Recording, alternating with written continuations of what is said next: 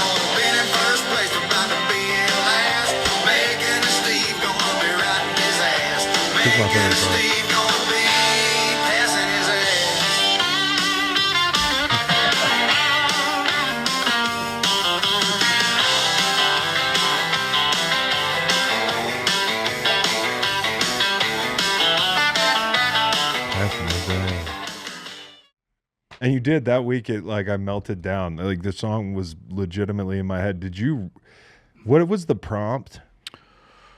Almost all of the words were written. Really? By me. Yeah. Oh, that's great, yeah. dude. That's an amazing. Yeah, you're a great song. What were the words that were not?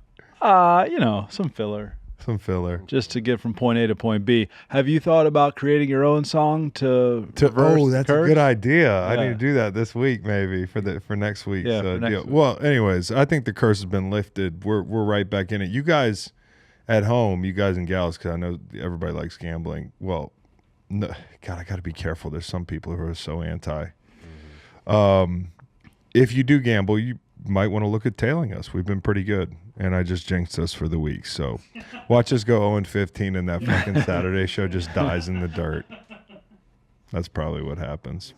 Hey, Nate, I got stoned the other night and watched History Channel, Yep. and they had a special about Ramses. You know who that is? He's an Egyptian, like one of those Egyptian head honchos back in the day. What do they call those guys? Pharaohs? Pharaoh. Yeah, that's right. He was the Oyster King, bro.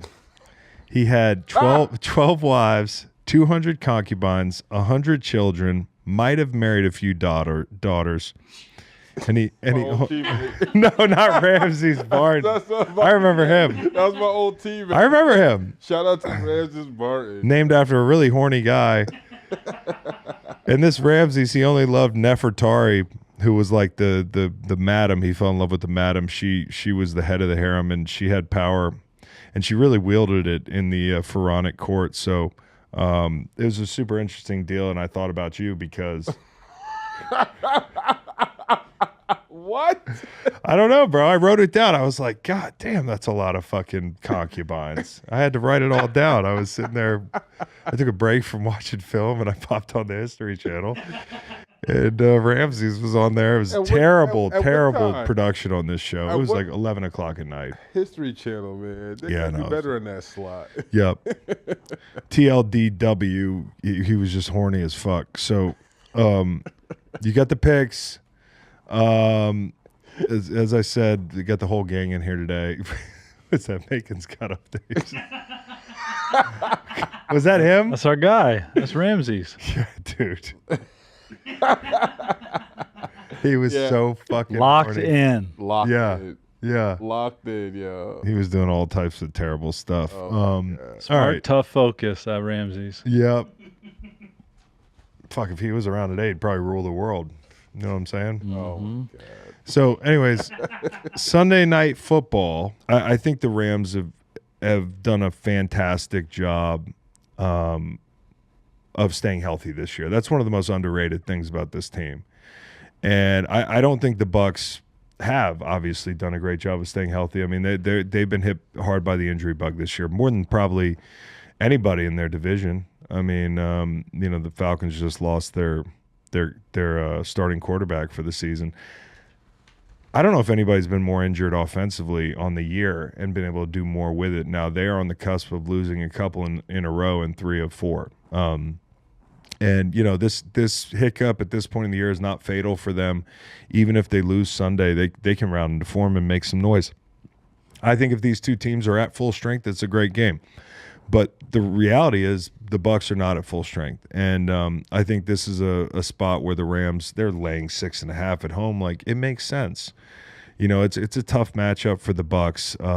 And I think for the Bucs to win this game, they're going to have to take chances. Last week, I talked about Todd Bowles at his own 39-yard line, and he's kind of risk adverse, and he's a defensive head coach, so he thinks, hey, my guys can figure it out. But in a ball game where you're chasing points and you're down 5 points and it's 4th and 2, like late in the game, I think you go. And the next time they get the ball back, they're down 2 scores. Now I know Todd, that's not his thing, and in the past, to his credit, these games have been more physical and lower scoring, and he hasn't had to turn up the blitz style as much. And, he hasn't been as aggressive, ironically, in these spots. And he has done a good job of getting pressure on Stafford and Goff over the years, right? But the problem is in this game, like, I think the Rams might have one too many horses, especially if Jamel Dean's down. Like, McVay's never had 2 dudes like this, Puka Nacua and Devontae Adams, especially when you get down the red zone. Like, that's trouble. And the Rams are going to go. The Rams are going to go on 4th down in spots. The Rams, you guys know this, they've got an egg-shaped kicker. They actually have 2 kickers on their roster. The Seattle game, that was kind of an anomaly that they win the game on special teams by, coughing, cornering that punt late. This is a game where I don't see McVay kicking a lot of field goals. And with good reason. I would, if I were the Rams, try to jump them in this game and know that, like, hey, listen, like, we're built to play with a lead. Tampa is going to sell out to stop the run at times, but we still think we can run the ball on these guys. The Rams at this point are the clear favorite in this game. But it's one of those things where the Bucs, dealing with everything they've been dealing with, sometimes when you go on the road in the NFL, like, together, and you take a long trip, it really forces people, especially when you're playing a good football team, to bring their best. And so I think Tampa's going to bring their best, but the game to me comes down to, like, possessions and Todd Bowles taking chances. And so I want to see them being more aggressive, calling their offense, knowing that they're going to have 4 downs in some spots. So that means 3rd and 6, maybe it is a trap, maybe it is a draw, maybe it is a perimeter screen. But unlike in past weeks, you're going on 4th. That's the way I would play this game. And if I'm the Bucs, I want to get on the perimeter. Like, you look back at that game last week, I felt like Seattle got the run game going when it was perimeter run. They did have trouble running the ball, out of their 12 personnel against Rams lighter personnel. So I think a lot rides on Jamel Dean's health. We talked about that. But speaking of health, the Rams' health, they're down Higbee now. Okay, and I don't think that's a huge deal. No disrespect to him. They'll still get into 13 personnel. They're also down Havenstein. They IR'd him this week. He's the lone. Actually, it's funny. I look forward to seeing Rob because he's the last St. Louis Ram. I can't believe he's still there. Credit to Big Rob. But McClendon's been really good in his stead. So I don't think those are big deals, and the Bucs aren't a great rush team. They're going to have to manufacture some pressure at their own peril with Matt Stafford. I think the most important injury in this game, and we'll see how it shows up, is Quentin Lake. We've been talking about personnel matching this whole conversation. Greg Olsen brings it up, and all of a sudden you got people at the podium having an answer for it. Seattle struggled in 12 personnel last week. I think they were negative 1.5 EPA in 12 personnel. That's bad. That's way worse than their season average in that personnel, which is top 5 easily, right? They could not run the ball. They weren't productive. Well, there's one thing, and I know Quentin Lake got hurt in this game early, but as going forward for the Rams, he's their nickel. So I kind of wonder how they're going to play that. And one of the reasons he is their nickel is because he is pretty good in the run game. So are we going to see McCreary, who we haven't seen yet? Are they going to stick him in the slot? The nice thing is they got Durant, who in the past has played star for them. So maybe they have some formational flexibility when it comes to the personnel going down the line. So I think it's going to be interesting to see, can they stop the run the way they've been stopping the run? It's a very unique thing when you play the Rams. I think they just prefer to play light, but they also have the luxury to because of their defensive line, how fucking dominant those guys are and how disruptive they are. So I think that's the interesting subplot when Tampa has the ball. Tampa just has to win the division. If you have guys who are truly questionable, do you run them out there on Sunday night, or do you wait for an upcoming 3-game homestand, followed by your final 3, 2 against Carolina, 1 against Miami? I think it's a great point. Tampa, I believe, is going to be in the playoffs. I believe in this team. I believe that they're a, hey, catch us in January kind of team. Like, it's not who you play, it's when you play them, right? The Rams are hot right now. They're hot shit. Right, and the Bucs are flailing a little bit, and I think everybody knows the story with them. They've just been banged up, so I think it's a good point. If somebody's healthy, like if somebody feels good enough to play, you trot them out there, you play them. But to your point, like everything's still out in front of you, and now Atlanta is trotting out Kirk Cousins. Right. The Rams, by the way, the owner of the Atlanta draft pick, which could become a top 5 pick. That's a fucking wild deal, dude. Crazy. That's a wild deal. The Falcons also an owner of somebody from Sean McVay's tree that hasn't worked out. Yeah. So it's an interesting little relationship between those two teams. But as for the discourse, this whole Greg Olsen pointing out the personnel matching thing, it's not a new thing, which I think is interesting. I think it's more of a trend. Like, hey, it's the flavor of the month or whatever it is. But like in NFL buildings for the longest time, teams have talked about how to match personnels. and what to do in certain situations. Do you let teams, kind of coax you into playing lighter against lighter personnel? And then teams can run out of light personnel, or vice versa. In this situation for Seattle, they like to get heavy and throw the ball. And Greg Olsen keeps pointing it out, which I actually think is an interesting thing, guys. Like back in the day, you remember when we were growing up what football discourse was like on TV? It was like boom, and nothing against John Madden. I love John Madden, but there weren't like the depth of analysis that's readily available to everybody. Not only because of the internet, but also because like we know more than ever. Yeah. And you've got probably one of the best color guys in the country, and Greg Olsen bringing up a very interesting point, and it shows the power that the media wields, because it almost felt like over the last couple of weeks, head coaches are having to answer for his conjecture, and they're up at the podium answering questions about it, and he's got good points. But I think what you came out of this game thinking is like, oh, the fucking Seahawks are fucked because people are on to them now. Look at the Rams, they played them light. I don't think it's that at all. I think if the Seahawks are fucked, it's because of their interior offensive line personnel. We'll get to that in a little bit. I think the Rams just prefer to play light for the reasons that I brought up, and I think the Quentin Lake thing is going to render that a little bit of a conversation for them going, the next month and beyond. Like if he doesn't rehab well, or he's such an important player for them in the run of the pass. So I think this is a very interesting football game. It's one the Rams probably expect to win, but look for Todd Bowles to have something up his sleeve, man. He's played this group tough. He's played McVay's offense tough.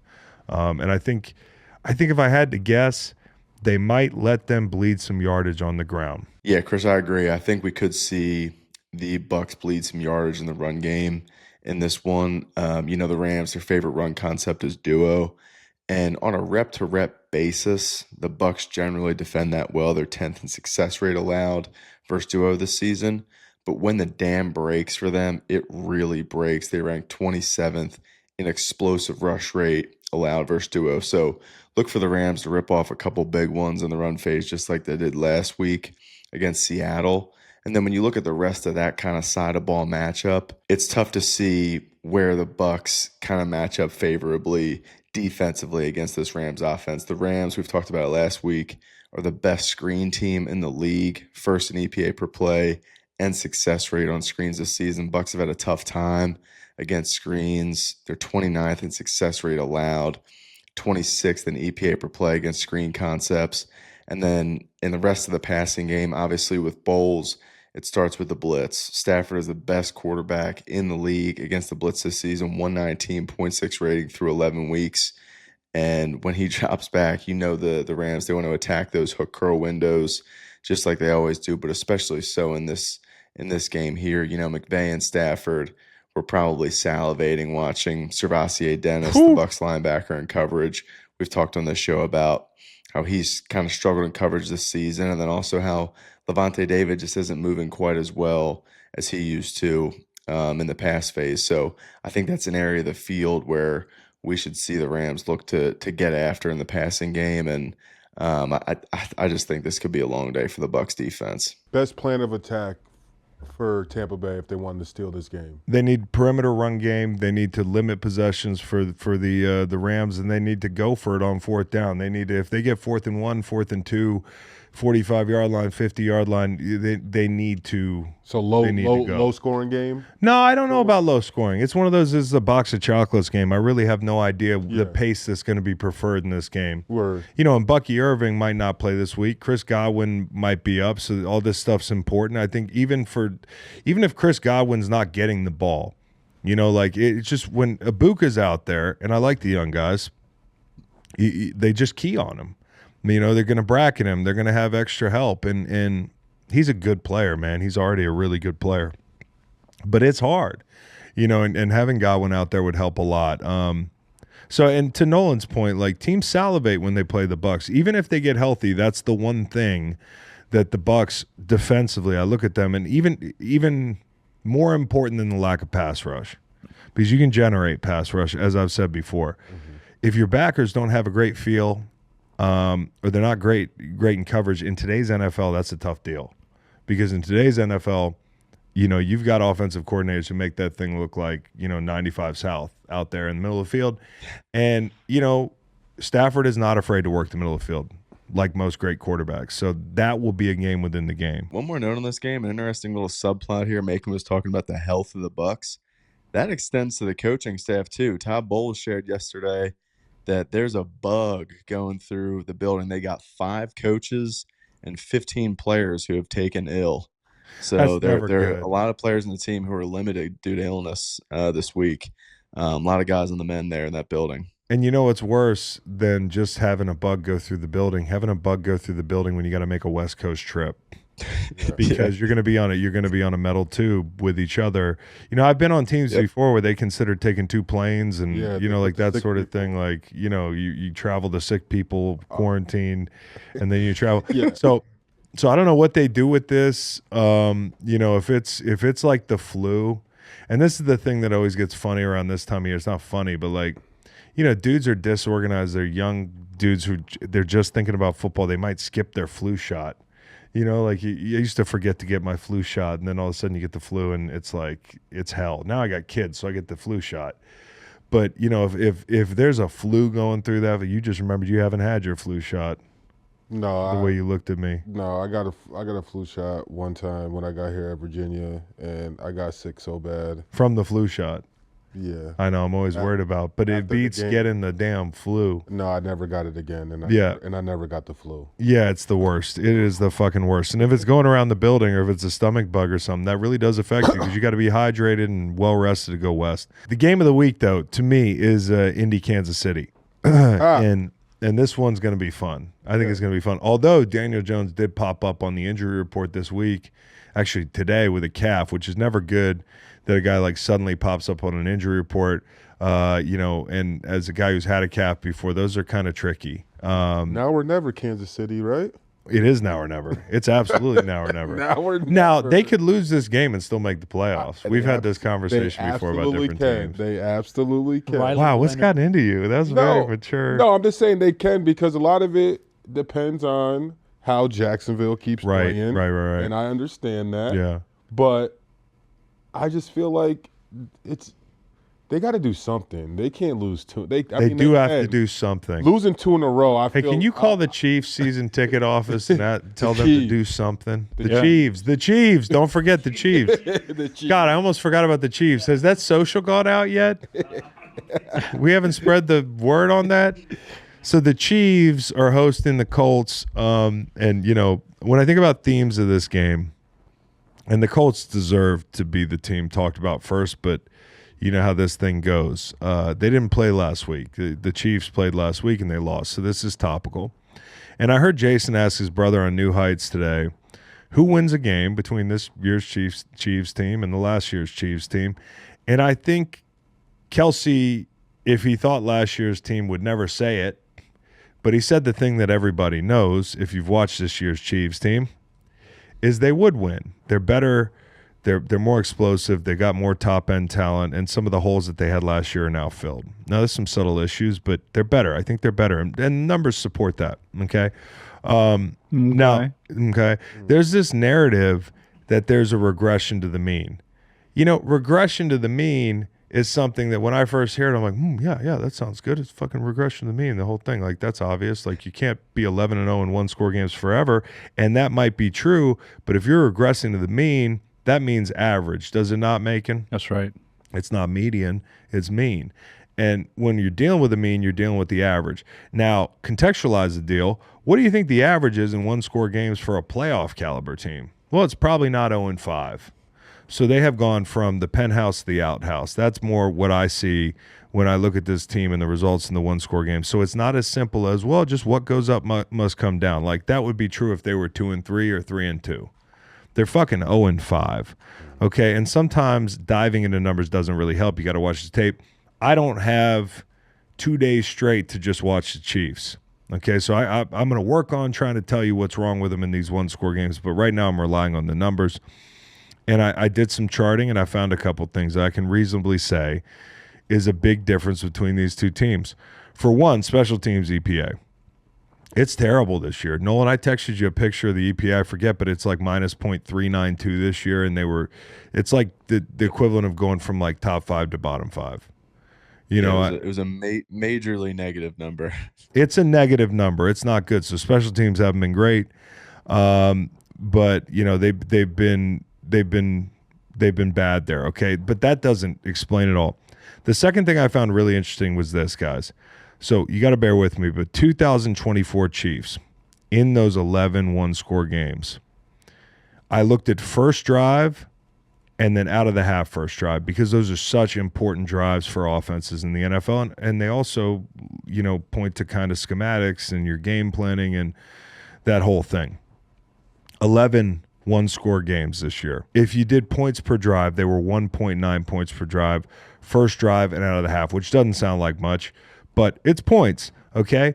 They had a 9% turnover rate across the first half, first drive, and out of the half first drive, okay? Which is not terrible. It could be better. They turned the ball over a lot in those games last year. 38% success rate on those drives. That's a top 5 success rate, okay? So let's go to 2025. Again, we're looking at first drive out of the tunnel and first drive out of the tunnel out of the half. So 0.6 points per drive in those situations this year. So 1/3, they're scoring at a 1/3 rate this year compared to what they were last year in those very important drives that set the tone for the first half and the second half, and ultimately the game in some situations. 20% turnover rate, that's 2x last year's turnover rate in those drives, and a 30% success rate on those drives alone. That's bottom third. So they go from top 5 in success rate to bottom third in success rate on first drives and first drives out of the half. That's fucking crazy. Like, to me, it doesn't explain everything, but it explains a great deal. And I can't speak to schematically what the problem is on those drives. I'd have to go look at it. Maybe next week I'll get around to it, especially if the trend continues.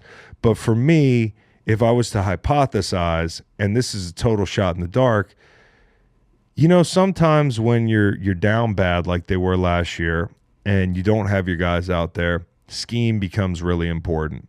And you go out and you execute the offense, and you're less ambitious, and you're sticking to the script.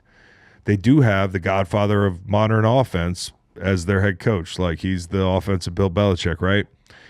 For whatever reason, and Mahomes has missed a lot of throws in games, but they have not capitalized this year on those first drives out of the tunnel and out of the half. So that's a bad deal. And I think some of it might be, hey, trying to do too much, right? I got all my toys back and we're going to be more aggressive, and it's, you know, the scheme takes a back seat and the players take a front seat. That's just a hypothesis. It's based on zero film study, okay? And next week I will look more closely at it. But these numbers are kind of wild to me. And to take it one step further, I said, let me look at 2024 Chiefs.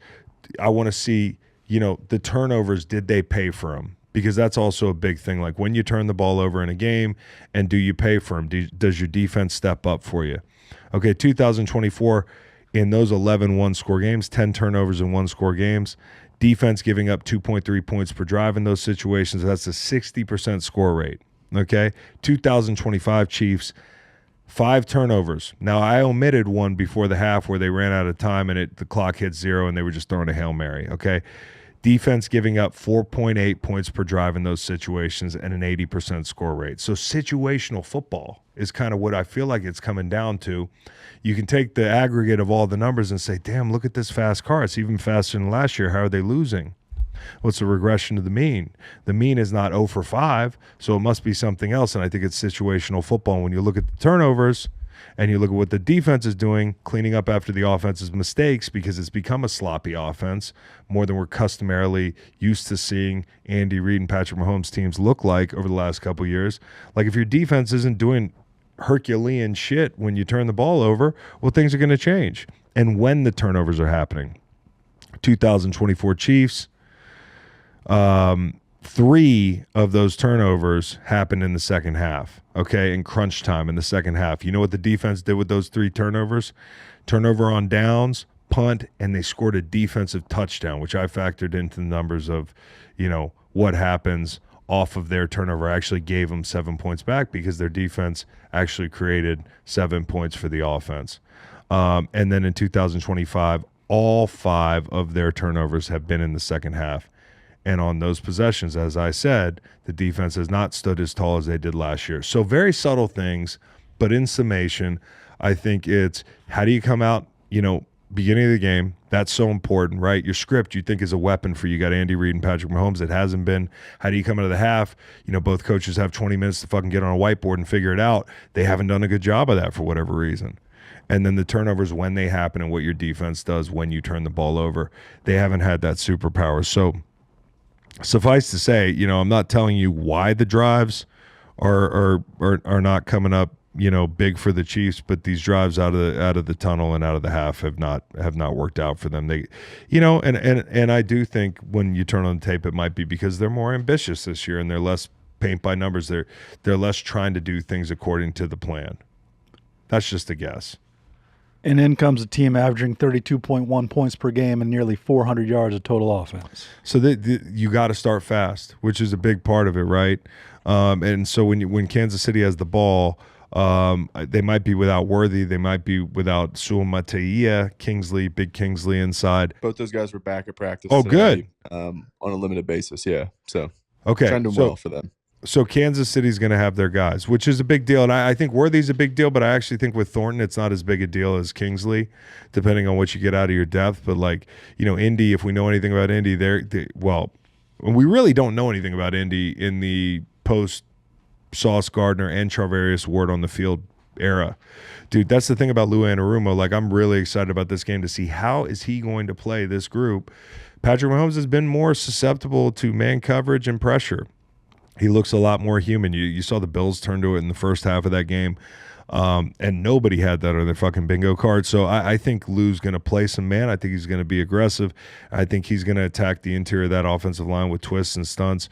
You see a lot of their DBs coming up with sacks this year. It's because of the aggressive nature of his defense. You remember Cincinnati, they always had a couple really good blitzing DBs.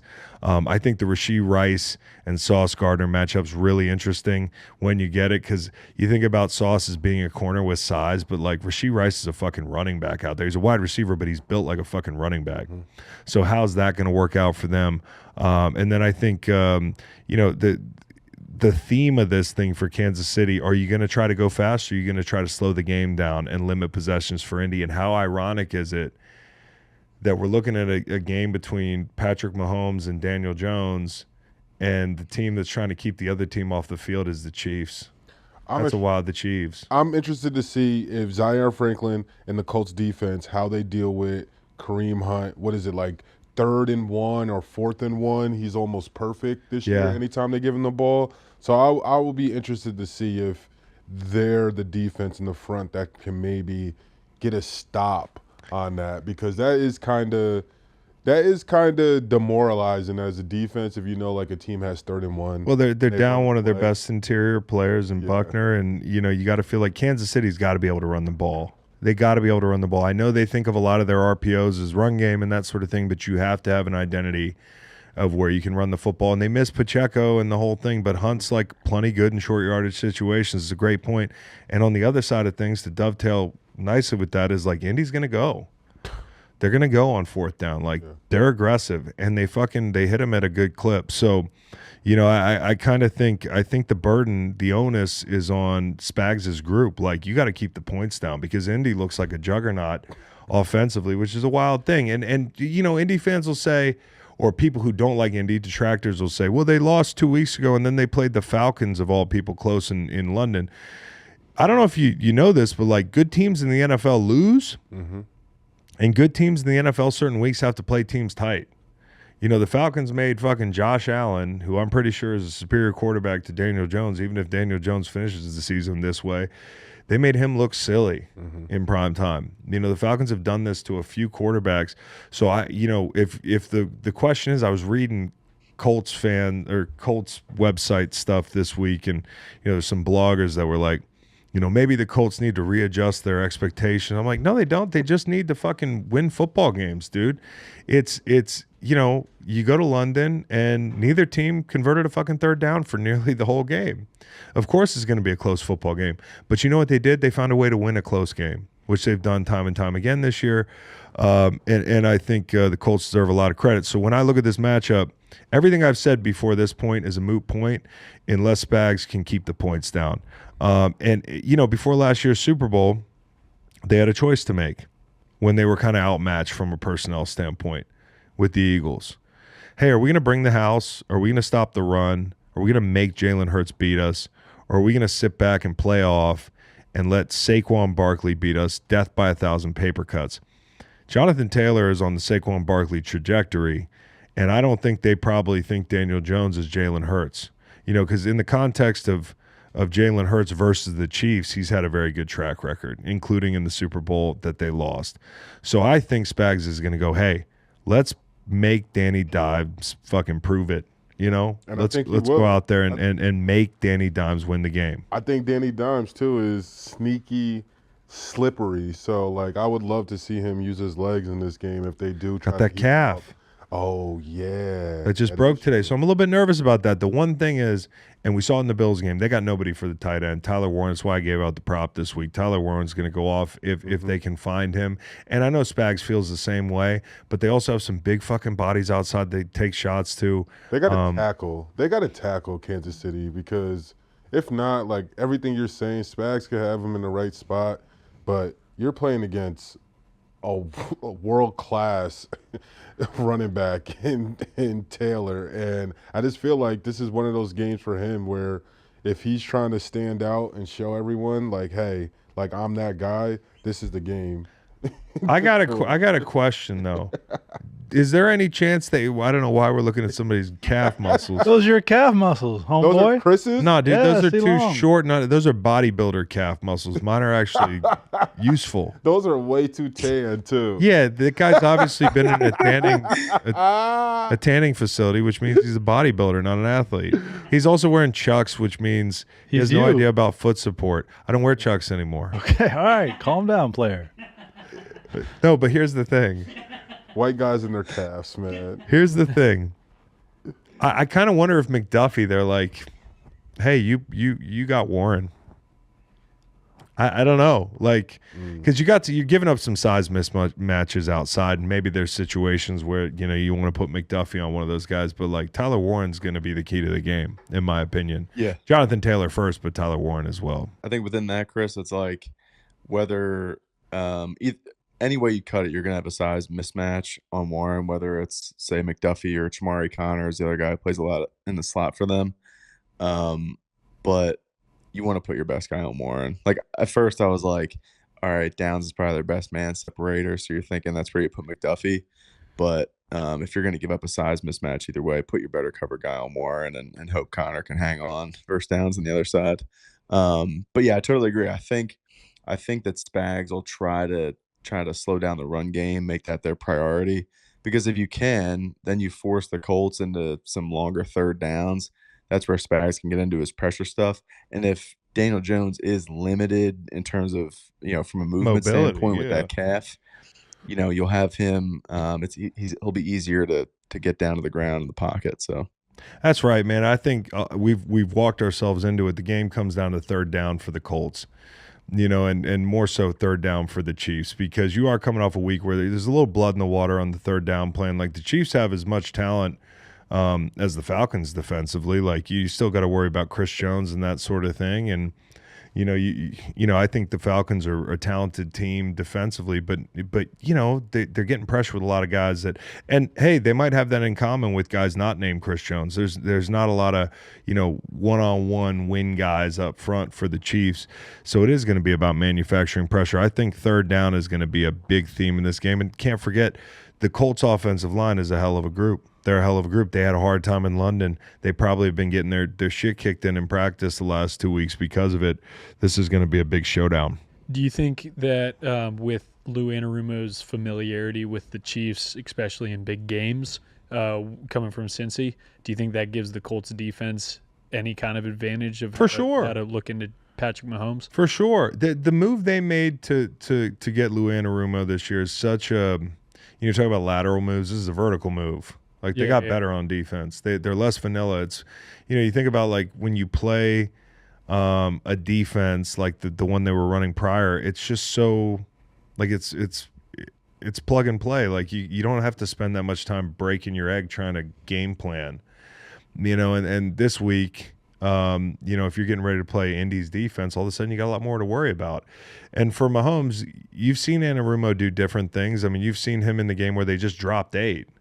I don't know that it's going to be that way because I don't think Mahomes is playing his best ball. I think Lou knows it, and I think Lou has the best corners he's ever had. I think I'm going to pressure Mahomes and make him make throws. A lot like, the way Denver can play him. Mm-hmm. You know what I'm saying? Without the ferocious rush, you have 2 lockdown corners. Not guys that can't get beat, but, you got 2 8.5 out of 10 corners, 2 9 out of 10 corners. And Latu is generating a 16% pressure rate this season, 11th highest among edge rushers. He's me. He'll never be like top of the league in sacks, but he gets a lot of pressures. I like Latu a lot. When I watch him, I'm like, dude, and maybe Ward and Sauce help a lot. I think they can definitely elevate his game to where these pressures turn into sacks because that's the difference. That half second. But I love Latu, dude. He's fun to watch. He's cool. 38 pressures on the season, leads all Colts defenders, and without Latu on the field, Indy's pressure rate drops by almost 9%. He doesn't stay blocked. Pressure. He doesn't stay blocked. He's active with his hands. He's got a lot of options off his rushes.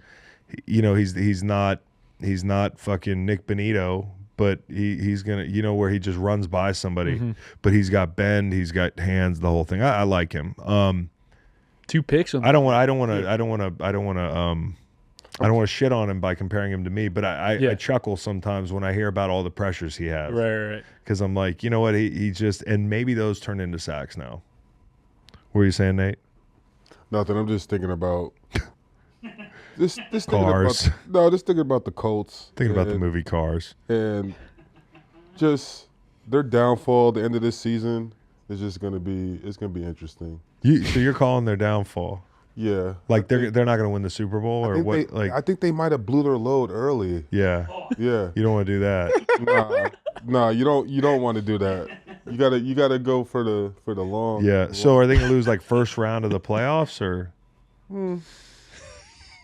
It's not really a downfall if you get to like the AFC Championship, unless they get like the doors blown in. You know what I mean? Yeah. This is gonna be interesting. You might have to define downfall if you're gonna make one of these. You doing one of these? I feel like whoever loses this game, I feel like it's gonna go.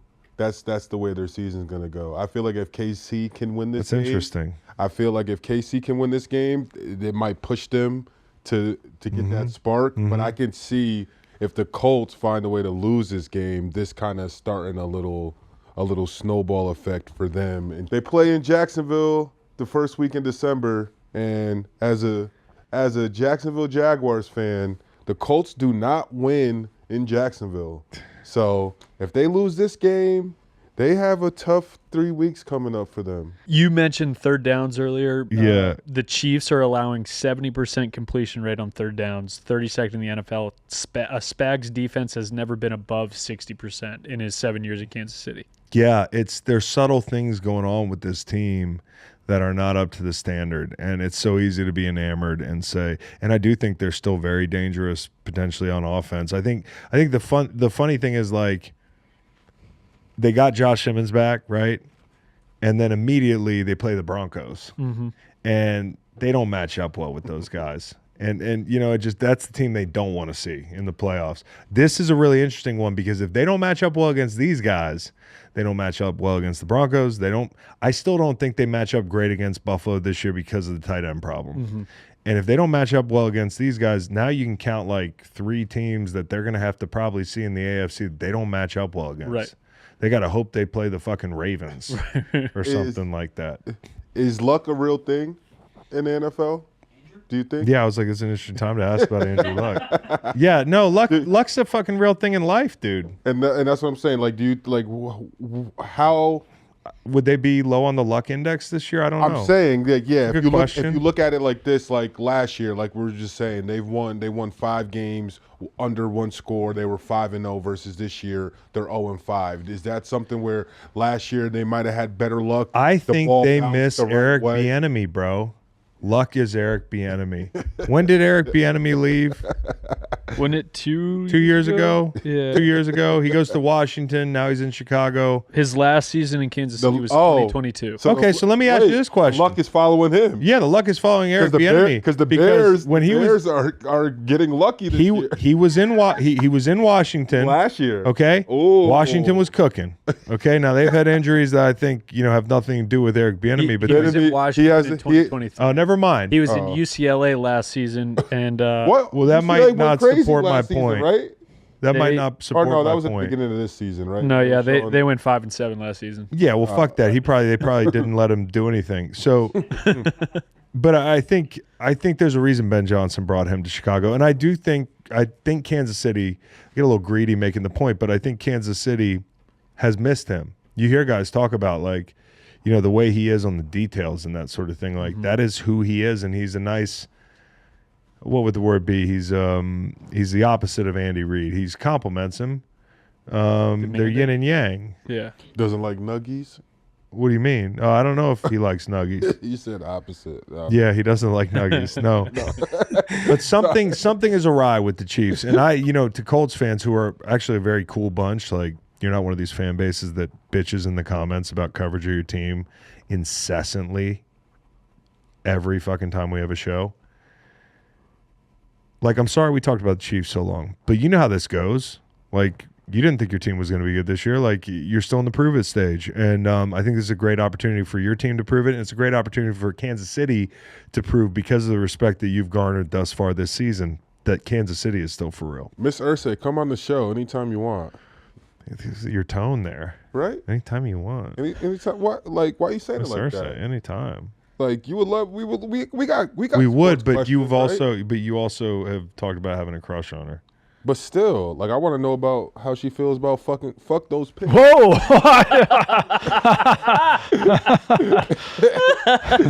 Easy, guys. She's got a family. Didn't you say something about blowing your load a moment ago? Yeah, that was crazy. You're on a real heater. You're on a heater. You're on a heater. Okay. Wow, Nate. Yeah. Making us fucking never should have given you a computer. This is unreal. That looks just like Nate. Pretty close. Oh my They look so happy together. Oh Yeah. my god, that's so funny. By the way, I don't really have a lean with. I didn't give out Indy and Kansas City. I lean Kansas City because it's a back against the wall spot. I just feel like they find a way, but I don't really have like a strong lean this week. On this game, Minnesota and Green Bay, I feel like Green Bay wins this game. Now it's not a hot take. They're laying 6.5 at home. The one thing Green Bay's got to stay out of is those sleepy first halves, those sleepy home games. And this is it not a noon game? It's a noon game where you turn on the TV and all of a sudden, now it's a division game. Nice. And I think the last time they played Minnesota at home, I think Minnesota jumped them, or was it the other way around? Minnesota jumped them. Damn, they jumped them last year at home. Did they not? No. I'm No. looking it up. Yeah, Minnesota jumped 28-7 at halftime. 28-7 at the half. Vikings were up. So they need to keep that in the back of their mind. I think things have changed. I think, obviously the quarterback situation is way different. And Green Bay's defense has gotten even better, right? I think it's an interesting game because of the JJ McCarthy thing. I want to see Kevin O'Connell make a decision. Okay, and like this week, you hear Kevin O'Connell talking openly about mechanical problems with JJ McCarthy and his mechanics. Now that could be how many hitches he's taken before throwing a deep out, or it could be the way his plant leg looks, or I don't know. I didn't play quarterback. I think he does some weird shit with his trail legs sometimes, but I don't know what the fuck I'm looking at. I also think his feet can be unsettled. And, McCarthy got into it. Maybe you can pull the quote up this week. McCarthy spoke in detail on it. But one of the things he talked about was having a nice base and having a strong base and a settled base. He used the term, we're waiting for the cement to dry on some of this stuff with JJ, which to me, I'm not surprised that the sentiment is, and nobody should be, that it's like, hey, let's get this fucking thing going, kid. Like, everybody likes you, but you got to play well too. And do you have the quote? JJ said, coming in here, I was taught how to play quarterback a very different way. He said it's very hard to rewire. You're rewiring neurological pathways, and that's not something that happens overnight. He talked about it's like a cork coming off a bottle, just understanding that it's 1 to 3 little things that I need to change about my game that is going to make a huge difference in the outcome of every single drive in the game. I feel like it's really close, but it all comes down to the consistency of the fundamentals and the little details. And as you said, Kevin O'Connell says, be nice if that cement would start to dry. Yeah. Is this quickcrete or what the fuck? Yeah, we're just out here. It's been 2 years. The cement mix. Now, Still I know moving. he was hurt last year in the whole thing, and we all, I think this kid's got it between the ears. Like, don't get me wrong. Like, but leadership isn't everything, and moxie isn't everything. Otherwise, like, Gardner Minshew would be in the Hall of Fame. And so, I just look at JJ McCarthy and I see a guy who's not hitting the throws that this offense runs on. This offense runs on big fucking throws that you see it and you're like, damn, you need some arm talent to make that throw there. And I quite frankly don't know if he has the arm talent. And I'm not saying KOC needs to abandon the whole ethos of this offense, but when you make a decision like this and, 2 of your former quarterbacks, one of them is an MVP candidate, probably not after that game last week. That was a saving grace for them, was he threw 4 picks. They made a decision. There was a fork in the road. There was 2 roads diverging in a yellow wood, and they fucking picked J.J. McCarthy, and now you got to stick with it for some period of time. And I think for Kevin O'Connell, he's got to decide, because I made this bold decision, how do I tailor the offense to fit his skill sets? I mean, the last drive, and part of it is timing of the game, and I'm not saying just because they had a nice drive to end the game doing quick game last week, they need to turn into a West Coast offense in the simplest of forms. Like it's not like they need to just be dink and dunk, but I think you need to tailor the offense to scheme up throws in the middle of the field. You get zone coverage, he knows how to pick you up 5-7 yards, and he knows how to hit a crosser. The fucking accuracy's been a little better in the middle of the field. If I'm Kevin O'Connell, I got to make that decision. Like, what are the aspirations of the team this year? Are we willing to throw away the rest of the way just to have him learn on the job and do things that are not ideal for him? Or are we trying to win? And if that's the case, I think they should kind of put the training wheels on the bicycle a little bit. Is it Brosmer? Is there any, like... I don't know enough about him. Yeah. And it also goes to show you how little we know about quarterbacks, where, the guy's been stashed for a year and unfortunately gets hurt. But and I loved his tape in preseason last year. I remember coming away from that game and being like, they asked him to do a lot. He looked great. And so maybe he comes out the other side looking more like that guy. But they thought they were like, hey, no, Colin Cowherd, we're good here. Yeah. You can go now, Sam Darnold. That whole thing? Yep. And now you've got this product on the field, and it's just crazy to me that somebody who's so good at offense and who's been able to coach Josh Dobbs off of he's got his bus ticket hanging out of his pocket, and he's learning the cadence on the sideline, and they go try to win a game in situations like this over and over again, but they can't get this kid who's been in the building for 2 years to make the throws they need him to make. So I think they need to tailor things to his strengths at this point. I expect this to be a big Micah Parsons day. I didn't get around to it this week, but I have a theory that, and as much as we love tooting the Hafley's horn, because I think he's a future head coach and he's done a hell of a job with that defense, and Micah Parsons' horn. Pause. It's a fucking horn. It's honk honk. It's not a, I didn't say anything. So as much as I like tooting the Packers' horn, I think they've used him a little bit too fancy. I think this is a week you line him up over Brian O'Neill or whatever poor soul you pick, and you let him fucking eat, dude.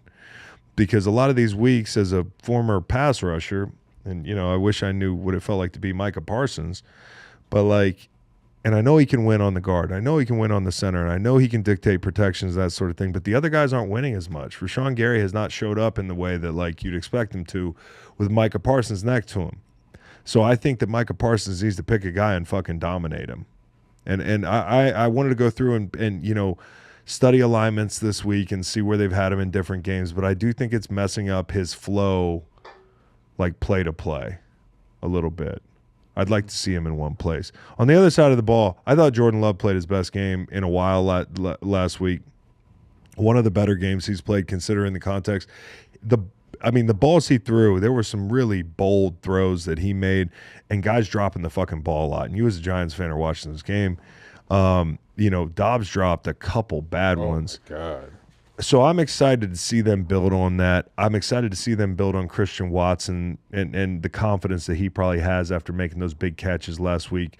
You got Savion Williams making a big catch last week. Like, open things up a little bit. When I say open them up, Josh Jacobs is out. Now, I know Wilson's, you know, done great in his stead in the past, but, like, his biggest job this week needs to be blitz pickup. And on top of it, playing a Minnesota defensive front that hasn't been great stopping the run. They do have to run the ball.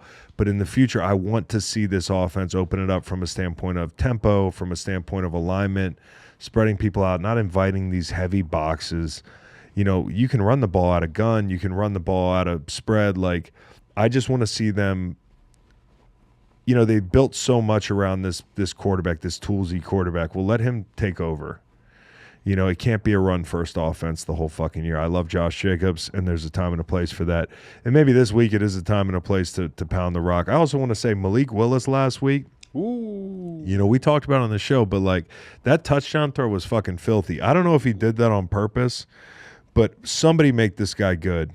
So he already is good. Somebody take Malik Willis and make him your franchise quarterback and make him good. Because if this guy's good, football is going to be a lot more fun. Yeah, he just is a fun fucking player to watch. LaFleur said after the game, he said we wouldn't have won this game last week. Without him. Without him. You wouldn't have won again last year. You know, wouldn't have won, exactly. Early in the season, he goes to Brazil. Jordan Love gets hurt. This guy reels off a few wins. I saw Wilson on blitz pickup last week because I think this is going to be a big part of his game this week. In the second quarter, on the shot to Golden, for the people that watch film, go back quarter 2, 11:04. Brian Burns, one-on-one with a running back. And, you know, sometimes you get lucky. Sometimes it doesn't matter how it happens, but Wilson erased him.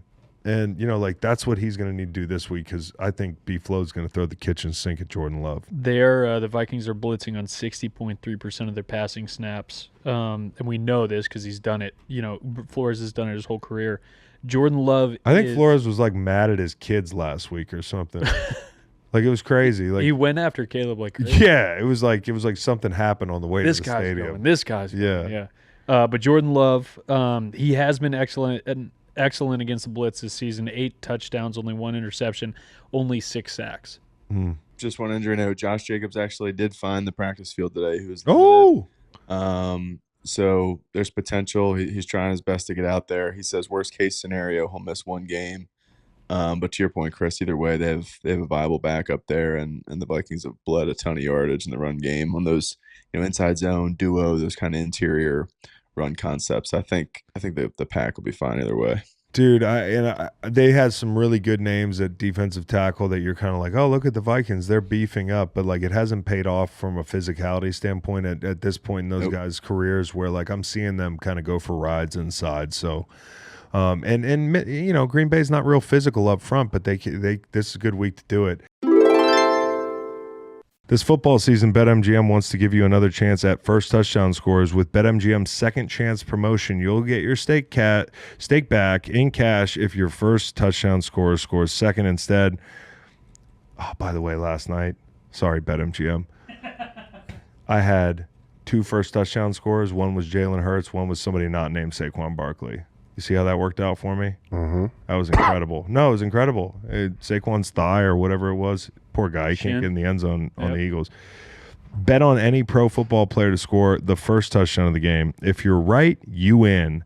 If your player scores second, you get your stake back in cash. Be sure to take advantage of this offer. And if you haven't signed up for BetMGM yet, use bonus code GREENLIGHT and you will get up to a $1,500 first bet offer on your first wager with BetMGM. BetMGM, make it legendary.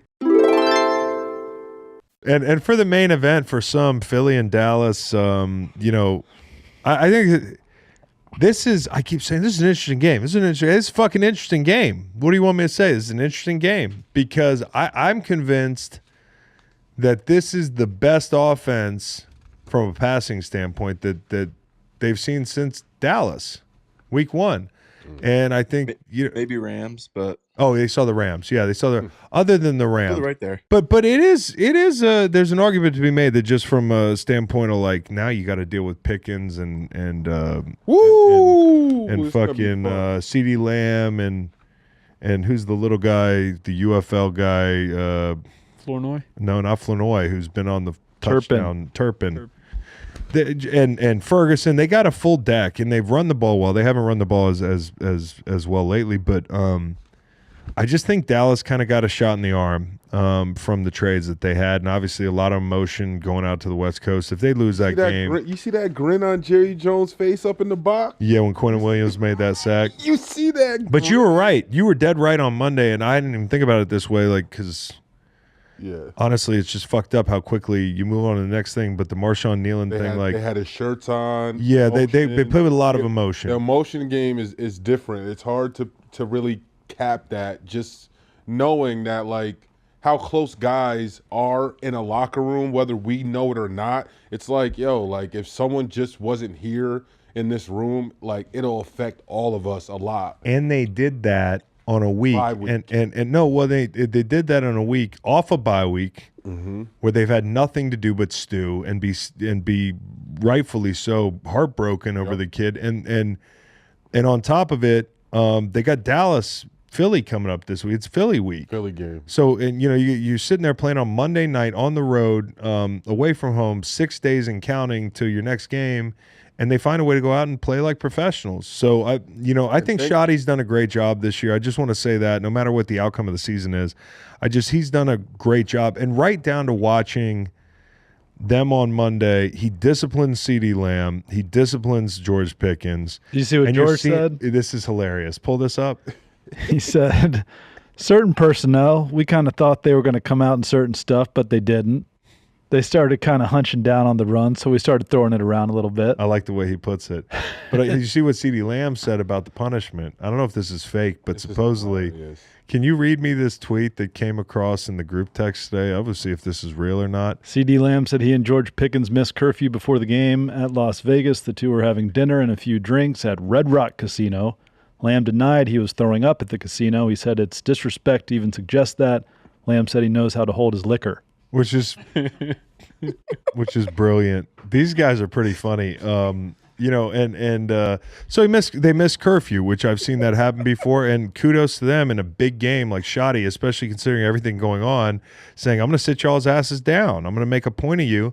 And then one series. I know it's one series. 3 and out. But it is embarrassing. It's Monday Night Football. Like everybody in the country knows that you fucked up somehow on this trip. And, what would you have them suspend them? Slap him. We got football games to win. Oh yeah, I know. And so here's what I like about Shoddy is he took him out the first series, and then he's over there mugging them up when they do something good, and you could tell I'm a big body language guy, and these guys fucking like Shoddy. No, yeah. Their reaction was really really cool. And then you always watch when the coach walks away. And nothing happened. That's not even it, though. No, I know. I'm just playing. Who's ever missed what good players have ever missed curfew and been suspended for the game the next, fully suspended? I mean, maybe Belichick would have suspended both of them for the game. But I say all that to say this is a big fucking game. It's a big fucking game for Dallas and what they want to do the rest of the season. If they win this game, they feel like, we can beat anybody. We just beat a team who's, got 8 wins, and we can do the damn thing if we slide in. You know what my favorite meme is now? Is the Patrick star. Squidward looking out his window at Patrick in and SpongeBob playing outside, having a good time. And the meme is AJ Brown. It's AJ Brown watching CD Lamb. Yeah. And George Pickens. Watching anybody in any offense. It's just that him and Devontae Smith, they really should be running the numbers up like we seen CD. They should be doing numbies, but they're not. They're in the offense they're in, and quite frankly, we'll get to that in a minute. Because what do you rather though? Like, it's just like for AJ Brown, what do you rather? You want that record and you're happy like that you're in that? Again, the point he's making is that it ain't about the record, and I agree with him. As it's about the offense. It's about the vitality of the offense and what it looks like, and what are the diagnostics saying? Like you go to get a physical, your doctor doesn't go, yeah, you're alive. I just did. They were like, your LDLs are, you want to get them down a little bit. They're not terrible at all. Like, my inflammation was fucking incredible. The guy was like, you're healthy as a horse. But, it's not, hey, big whoop, you're alive. It's like, we want to improve. Whoop-de-doo. We want to improve. Here are some things that you could work on. And that to me is like what AJ's saying. So anyways, today he did tell the media that he doesn't watch other receivers around the league. It gets me upset. See? And you know what? It should get him upset. I'm just going to be honest. It should get him upset. I'm not going to elaborate. I'm not going to go on and on. I'm not going to dance around it. He should be upset he's in this passing offense. And I'm not assigning blame because I'm not in the building, whether it's the quarterback or Kevin Patullo. The quarterback has a much better track record than Kevin Patullo, but to be fair to him, I also see the quarterback missing layups. You guys said as long as I don't cuss or raise my voice in here, I can say whatever I want. Yeah, right? that is my favorite video of all time, and I can't use it. Yo, it is. I can't use it. It's an incredible video. So spot on for this situation every single time. I think the reality is now we stop discussing it every week. And it's a reality that the Eagles are living in until something changes, which is the offense is really spotty, and it's not a great unit. It's a very talented unit, but it's an underperforming unit. And another thing they've got to deal with, and this is the Lane Johnson injury. And if Lane Johnson's out for a while, which sounds like he will be, like Fred Johnson's been just fine at right tackle, and this would be just a fine week to play right tackle, playing the Cowboys rush group and the whole thing. Like, he's not playing guard, but what he can't do is play extra tackle. So like if you want to get big and go big tight end, you can't do that. You might have Toth out there on the field, which is not a great deal. You talk about the interior. Cam Jurgens practiced today. Okay, that's good. He was limited. Fuck, please. And there's nothing against Toth. It's just you want your best guy out there. I'm moving to Spain. Madrid. Yeah, I'm moving to Spain. Another great player quote we had from the Eagles this week. Quote, Lane Johnson is cemented in stone as one of the greats. Fred Johnson is still trying to make a name for himself. Fred Johnson said on Wednesday. He went third person. Like Ron Washington. That's great. Ron Washington loves Ron Washington. But I do think this game kind of comes down to a couple things. One of them being, how well your weakest link at corner plays. And, for Dallas, they are close to getting – they got Overshown back last week. He's on a pitch count. You obviously get the guys you get in the trade, and one of them is Logan Wilson. So you add the athletic upside. If Overshown is the player he was last year down the stretch, he's fucking fantastic. And then Logan Wilson, at least he has a feel for what's going on in zone coverage, which, you looked at their linebackers play up to this point, like not very good. So, from that standpoint, they got better at backer.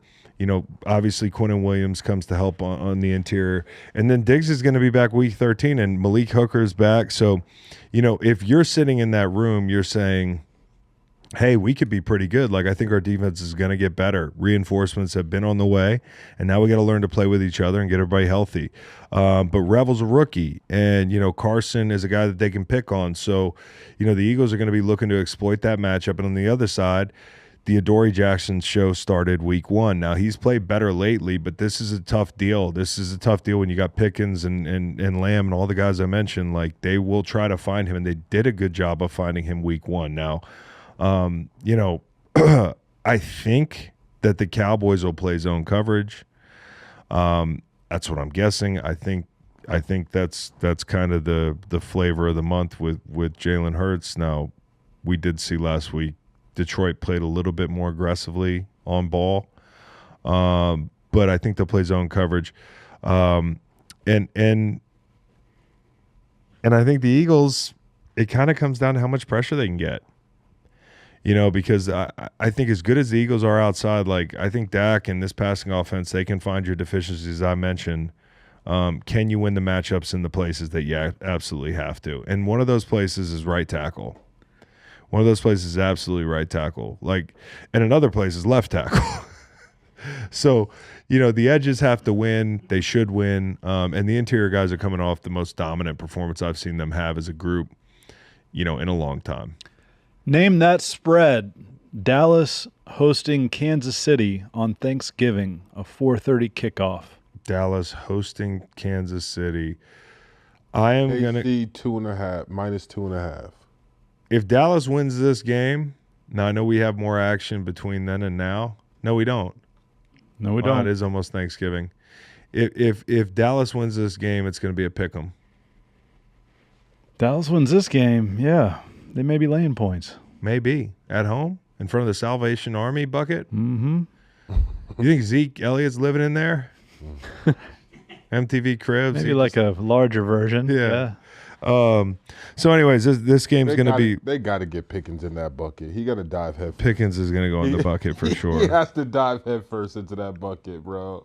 But I think it's a really important game for the Eagles offense. Win or lose. If you want people to think of you differently, if you want people to stop talking about you, you're the defending Super Bowl champions and the offense doesn't look good.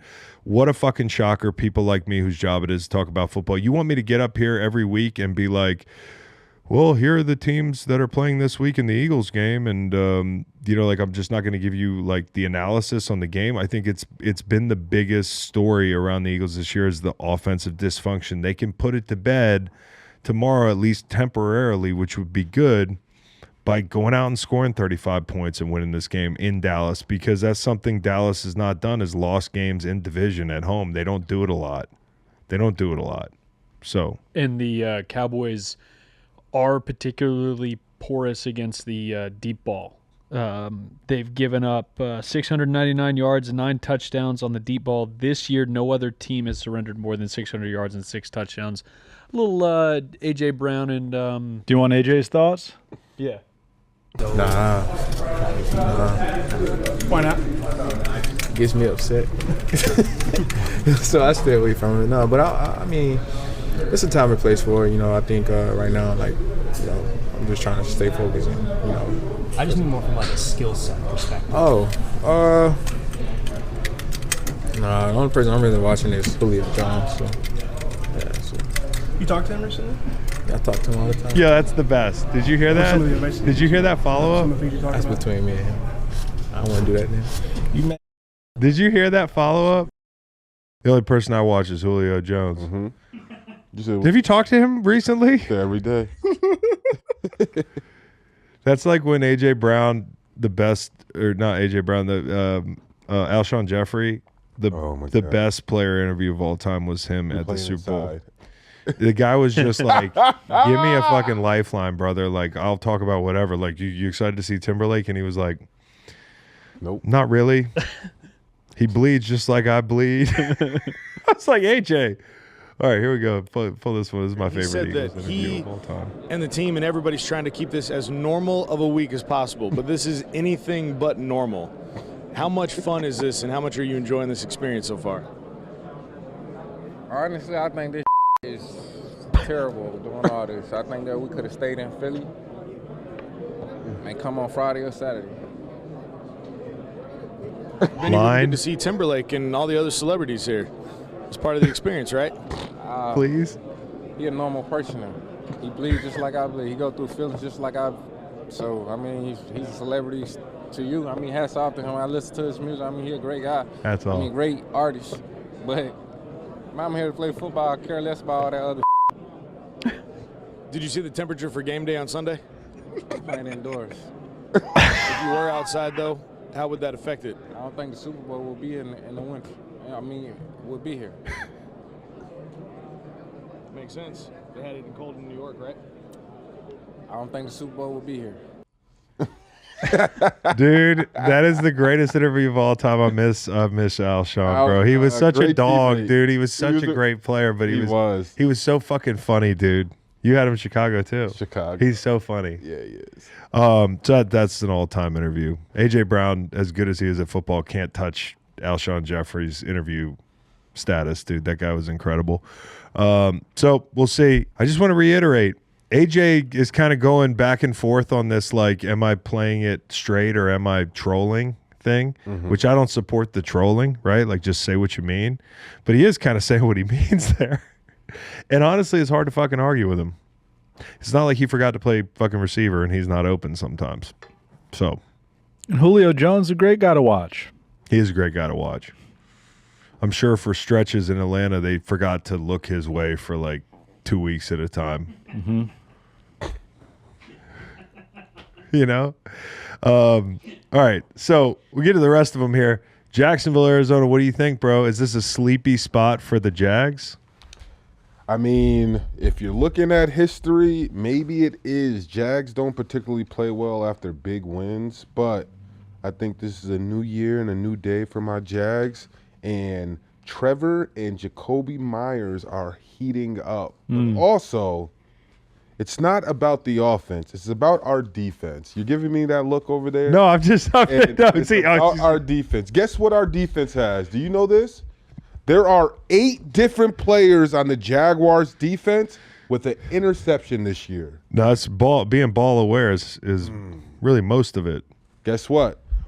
What? We've only had, 5 or 6 rushers over 50 or 60 yards the entire year. I think our highest rusher that we had this year was Patrick Mahomes, which scares me a little bit for this week. Oh, that is interesting. Because Jacoby Brissett is a guy that when he does not see things open, he will use his legs, and he uses his legs effectively, so that can be scary. But I like the way last week we controlled the line of scrimmage, and I think if we go into this game and we just keep the same game plan, nothing can go wrong. But if we're going to do that, I'm not sure. But I just feel like Etienne and Tootin just pounding the rock, letting them do their thing, letting Trevor get settled. I think Jacoby Myers and him they have a connection going. We have Parker Washington still active. We have some good playmakers that if we can just keep Trevor settled in the pocket, not feeling like he has to do too much, not feeling like he has to force things, then I think the Jags, I think we're going to be good. The good news is that offensive line that you're facing will give you opportunities. No, maybe not quite as many as Trevor Penning, but like I think your rush group and the run game. And like you got to take that stuff on the road. The Jags, this can be a sleepy game for them, and hopefully they don't play down. I feel like the Cards are playing better ball, even though they lost the past 2 games.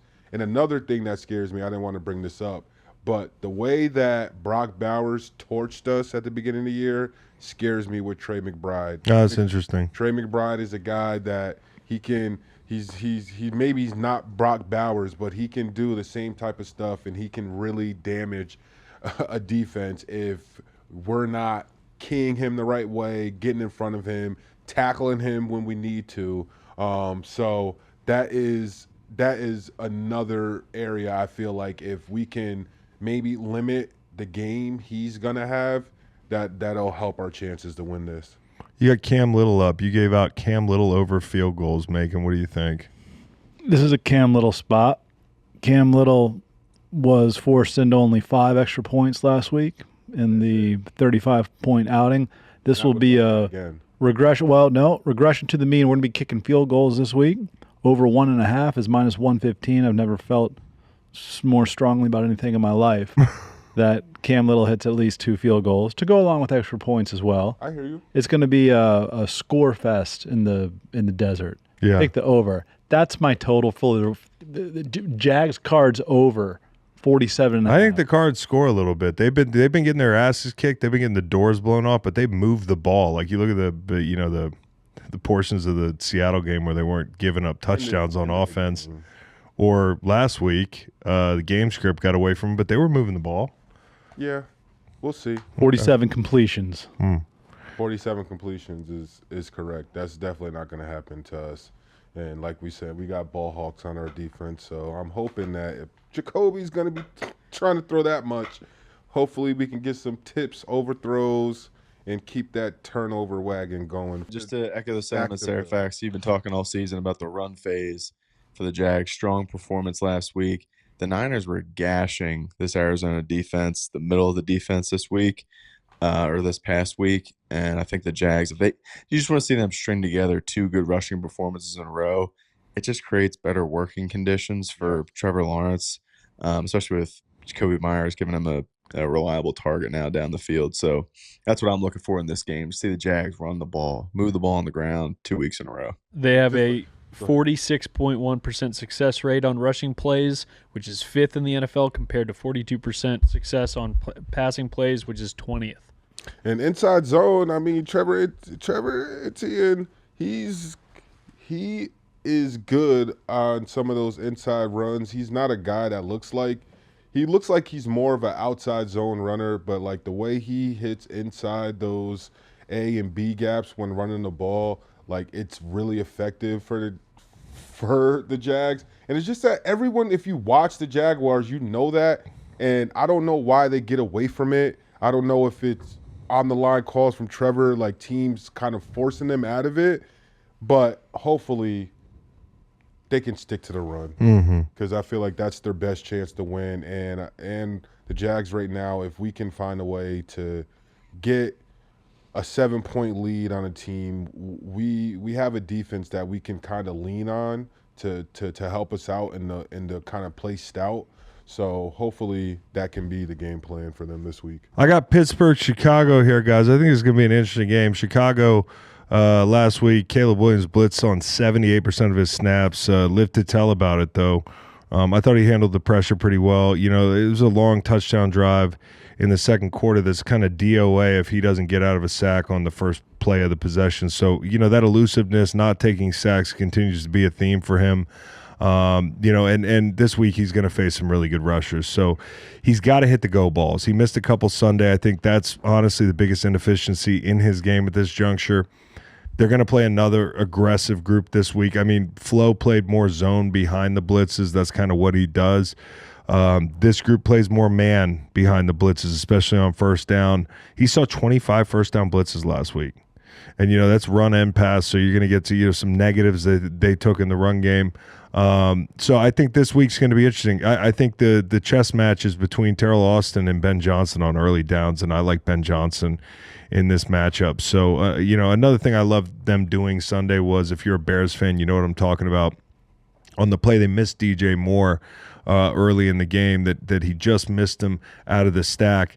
They do this thing where, and you know how this is, Nate, when the offense is holding the huddle for a long time, they come out of the huddle with 15, let's say, to go on the play clock, and then they kind of turbo, get up there and snap it with 10 seconds to go. You get guys who aren't ready, and they threw a couple bunches at them in those situations, and that's tough because it elicits communication. You can be saying, I got the point, and the ball snap.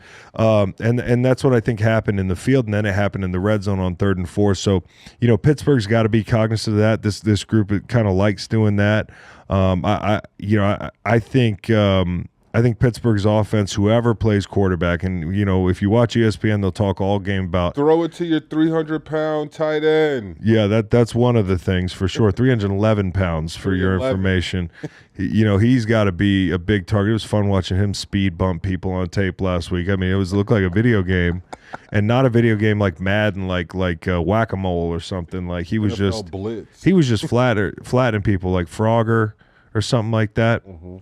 And, you know, whether Rodgers plays or not, because that's the headline on ESPN. I think it's about outside zone. I think it's about shutting down the run game, and the Bears have struggled to do so. If they can earn the right to rush the passer on third down, Dennis Allen has done a great job of just hanging in there on third down. They've been near the top of the league in third down, but they don't hit the quarterback, which I think is an amazing testament to the way they play defense. You talk about situational football. Third down's a big one for them. They've created turnovers, and again, they get Johnson back and all that, but I don't love the secondary for stretches of the year this year. I don't love the corner position for them, but they've found ways to survive without the rush and the coverage, which is fucking crazy. And so I think for them, it's all about fitting up outside zone. We talked a lot about that. You might get some big tackle and that sort of thing. And TJ Edwards' health is big in this game. If he plays, I don't know how he's tracking, but maybe they play some base, because literally 0% base the last couple weeks. Those guys on the edges have to be in for a 12-round fight, because that's what Pittsburgh's going to do. They're going to get to it in different ways, but that's what they want to do. They want to run outside zone. And if Mason Rudolph plays, for the love of God, play cover two. Play cover two, take away the flats, take away the underneath stuff, and make him make the throws that he would have to make, honey hole shots and that sort of thing to beat you, instead of sitting back and letting them pepper the flat. Because if you watch Pittsburgh last week, what they did is they attacked Cincinnati's backers, which is not a tough thing to do. There's some young players and that sort of thing. That defense as a whole is pretty shitty, but it was all running back and tight end. They need to get some offensive consultants in that building or something. In which building? In Pittsburgh's building. Because it's just like maybe they could get some offensive consultants that could play wide receiver. You know what I mean? Yeah. But it's just maybe it's just a wide receiver room. Because you think about it, it's just like, last year they had George Pickens and they couldn't figure it out. Like, they have DK Metcalf this year. You can't figure it out.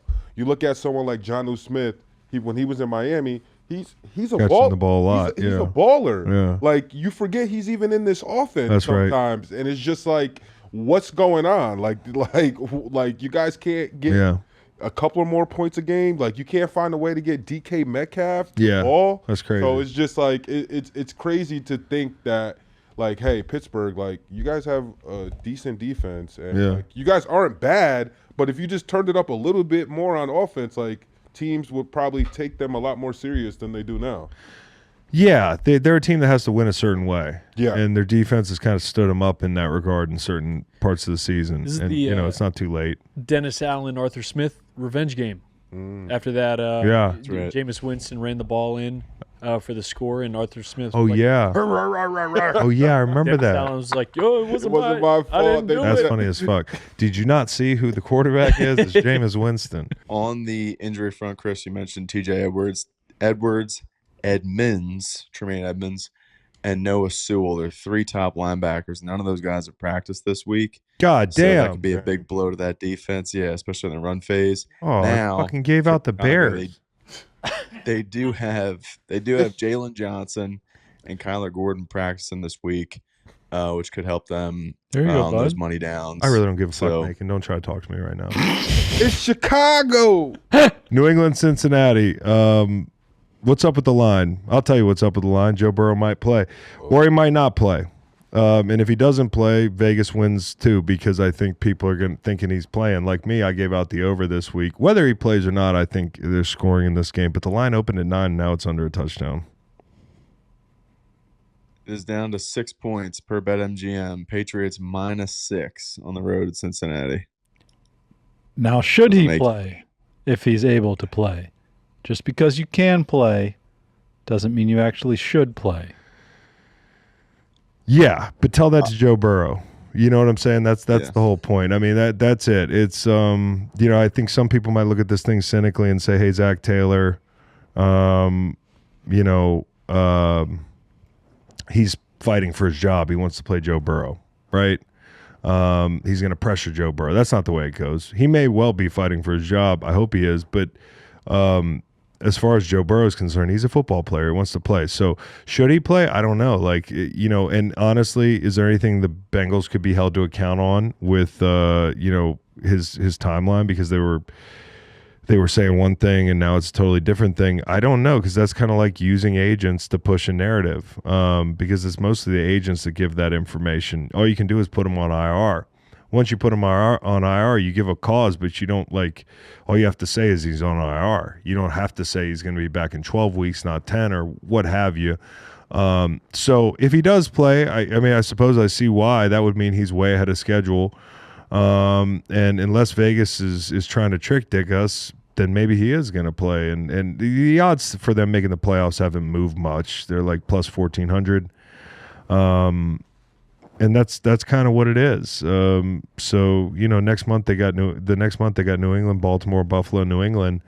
If they can find a way to win this game with Joe Burrow, watch, he's not going to play.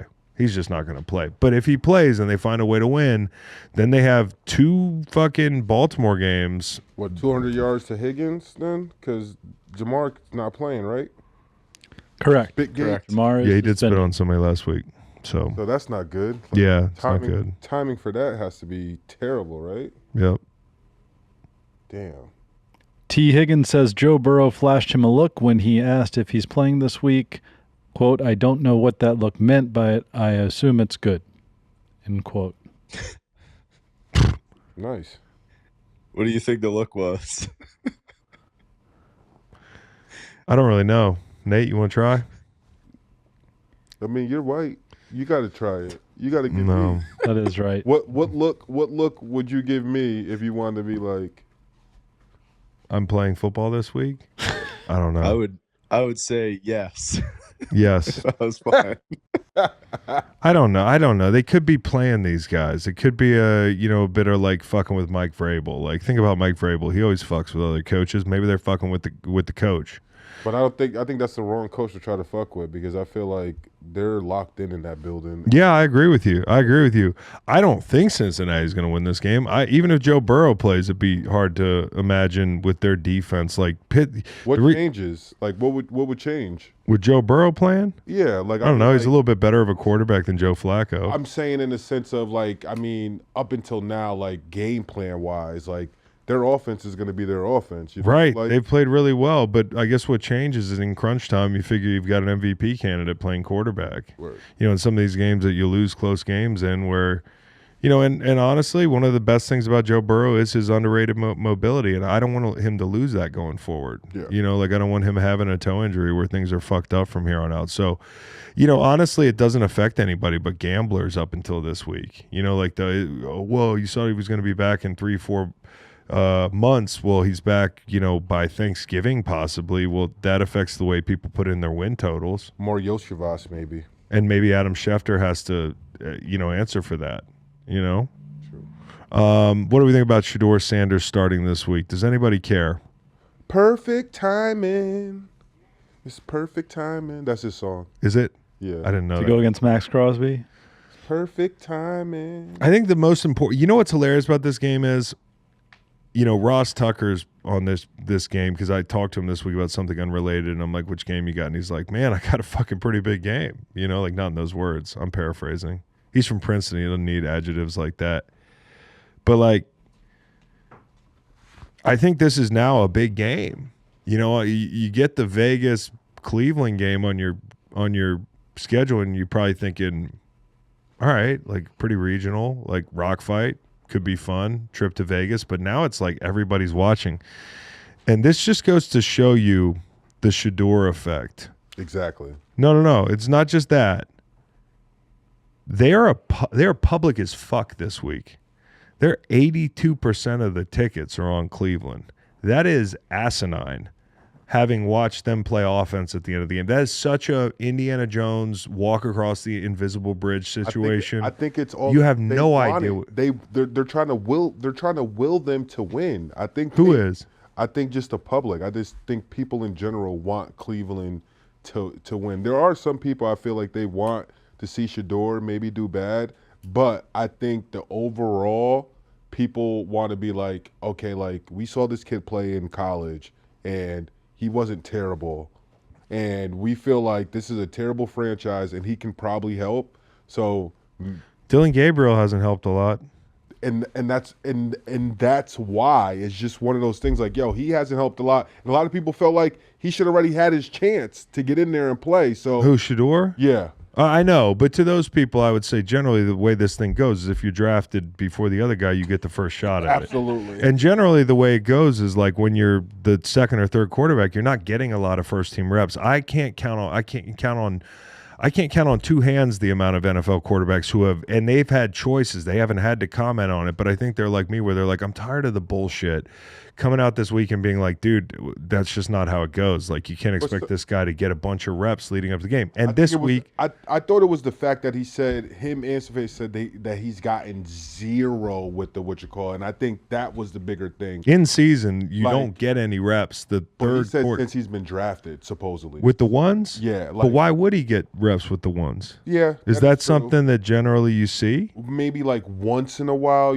I never saw that. A guy gets thrown in. Not when you're the third string quarterback. I think it'd be prudent if I were coaching a football team. But again, like I'm not coaching a football team. I might give him some reps at some point. I would do. Coach Groh used to do the Turkey Bowl when we were in college. Absolutely. And that was after practice where But yeah, the players who aren't playing in the game come out and they play like a full scrimmage. Yeah. And like it was like ferocious, dude. Like, but I think that's what the everyone NFL's has to understand. Also, is just that like.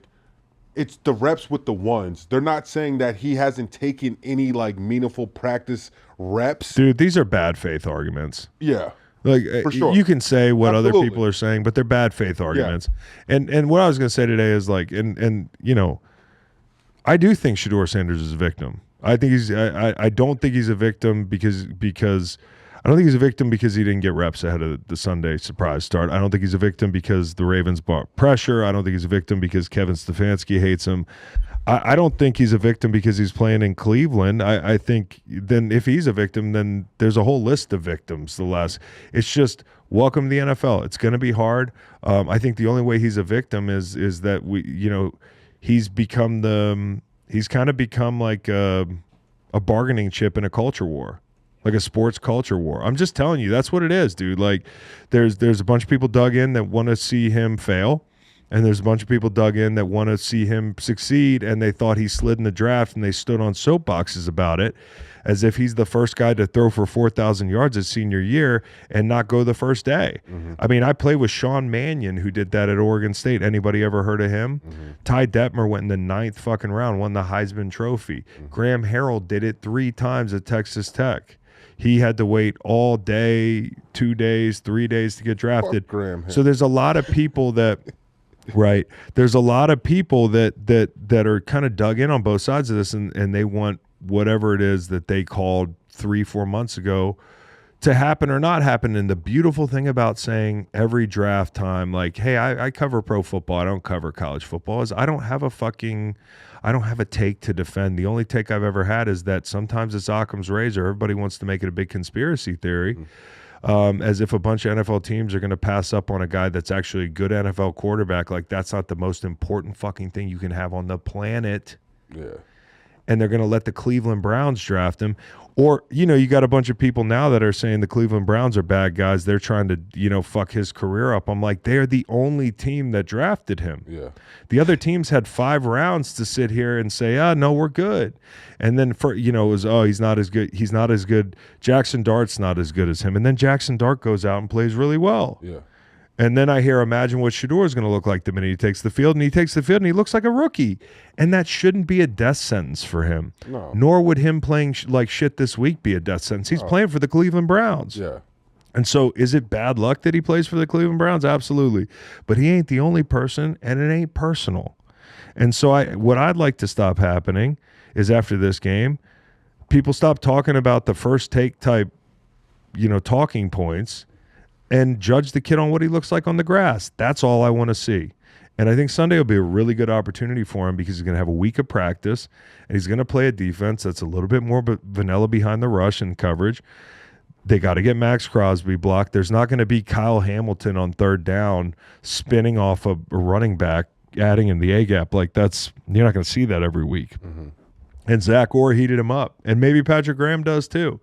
But I think the point is he is a victim. He's a victim of being the centerpiece in like a take war, dude. And it's so frustrating to watch because it just renders so many people in the sports media and in the world of fans is like, you're just a dishonest person. You're intellectually dishonest. Like, and those are the people you got to argue with every day talking about football.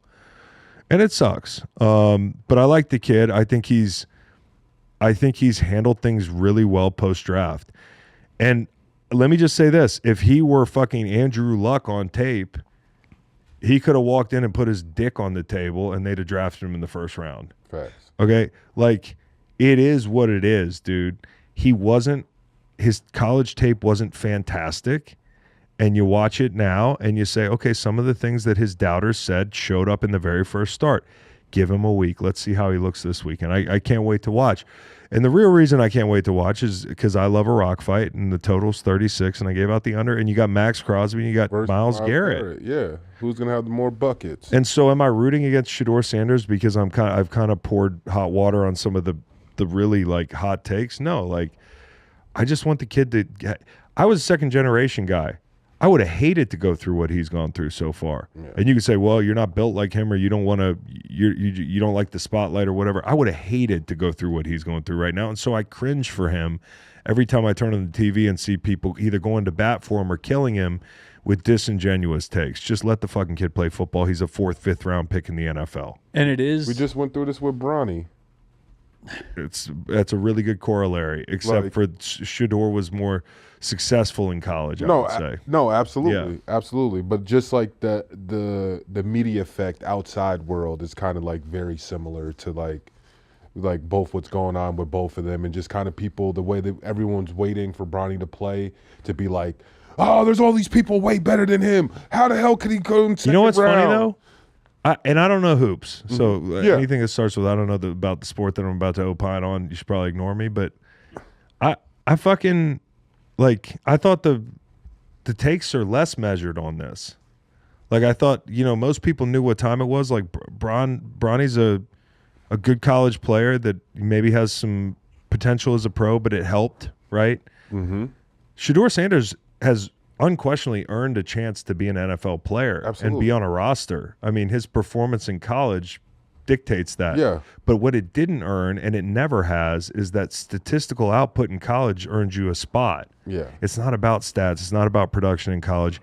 It is about your tape, your tools, your intangibles, what have you at quarterback. And he's joined a long list of guys that threw for a fuck ton of yards and didn't get drafted in the 1st or 2nd or 3rd round. It's a long list. And for the record, Bronny averaged 4 points, 2 rebounds, and 2 assists at Shedeur USC. Shedeur Sanders threw for fucking 4,000 yards at Colorado and kept the picks down. Now, the things you want to find out now is, can he speed up and keep the picks down, because he plays too slow right now, and he's a rookie, so we'll see. And it is perfect timing for him because he plays the Raiders, and if it doesn't go well, he can always blame Geno. Yeah, that's good. That is good. All right, so Cleveland's public as fuck this week. Beware. Now, the last question is, which game do you think could be closer than people expect out of the double-digit line games? And I'm just going to say I see one that's probably a blowout out of these 3 games, and I think there's 2 of them are going to be interesting. I think the Jets versus the Ravens will not be that big of a gap. I think Tyrod Taylor gives the Jets maybe a little bit different look. They looked good the other night. Parking your car in the same garage with Macon. Yeah. And I kind of agree. I would put that number 2 for me. I think that, like, and Eric Glenn, I mean, he's going to have those guys playing hard. I just feel like as defense, you go out there, you play hard. And you've been saying it the past couple of weeks, Lamar doesn't look like he's fully healthy. Dude, I've been saying it all year, and it ain't. He might have been hurt since that. He might have been Bills hurt game. since the Bills game. He might have been hurt since. He might have been hurt, coming out of camp. A lot of times people don't know what your injuries are coming out of camp. Like, I played with things coming out of camp that should have been on the injury report and weren't, because some injuries become casual. They become just inconveniences. Are you hurt or are you injured? And so the ones that I can't remember if hurts the.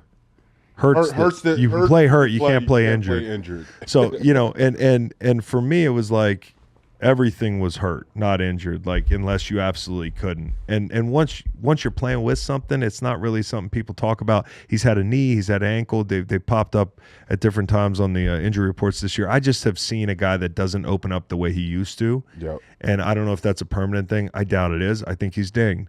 And I do think Tyrod helps. But I think Aaron Glenn missed a real opportunity here. He could have fucked the media over, and he could have fucked Baltimore over, who broke the code this year with the quarterback thing, right? Remember what game it was that they didn't say shit about Snoop Huntley or Lamar, and everybody was up in arms about it? Aaron Glenn could have held this news until like Sunday morning. He could have just dressed Tyrod Taylor and then just trotted him out there as a starter and really fucked up Baltimore's whole week of prep. But he decides to, share this, and I do think the Jets being able to run the ball could muddy this game up. I think Brandon Stevens is a guy I want to see because he's playing his old team, and he's been a better player this year for the Jets. He's now their number one corner with the departure of Sauce Gardner. He's going to get a lot of work. And more good news for the Jets and Jets fans is Woody Johnson's in the Epstein emails. So that could end at some point, maybe. Wouldn't that be something, Jets fans? The game, Seattle and Tennessee make. I know you gave out Seattle, and this game could be. Picture this. Yeah.